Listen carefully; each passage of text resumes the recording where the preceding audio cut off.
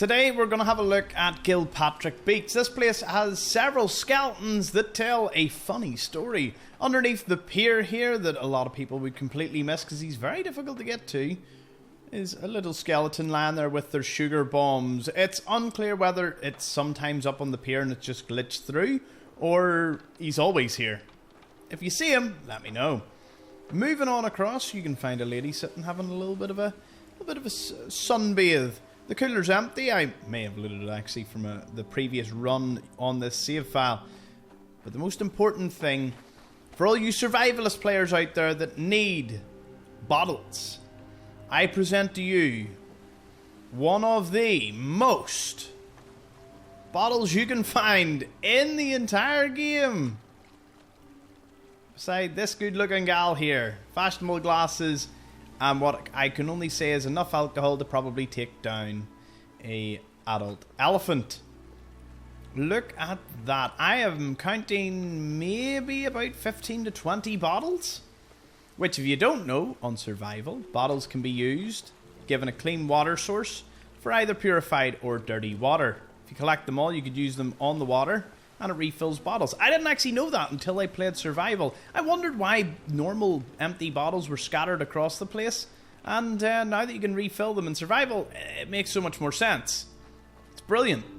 Or you can just recycle them into glass if you're in the area. It seems that, the piers were here at the pre-war era, and you can see when the pre-war meets the cobbled together structures that were built after the bombs fell. Maybe for fishing, though for her, obviously recreation. Next to the barrier, the Soms barrier, where all the sediment and debris is built up over the years. I'd say this was probably a really calm area. Maybe even before the fog came in, this would have been quite popular for, families, kids to swim in, to kind of take their minds off the whole, war thing. I'd imagine, because obviously the fog built up over a large period of time, that at some point this probably would have been actually pleasant to be in. Now, this, of course, is located right beside Southwest Harbour, which I have a little qualm about. It should actually be Northeast Harbour. Southwest is more so over here in real life harbour.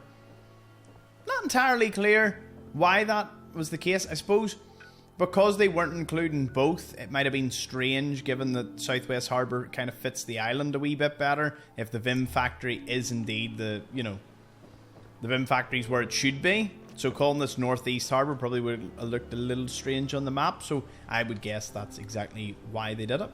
Remember, there's a power armor station as well as an armor workbench. And even a chemistry station and weapons workbench on round. But at that point, you have to fight through some trappers. Anything in here? Yeah. Scatterings of loot in the remaining houses outside of Southwest Harbour. So it's a rather expansive place. Most people only really come here.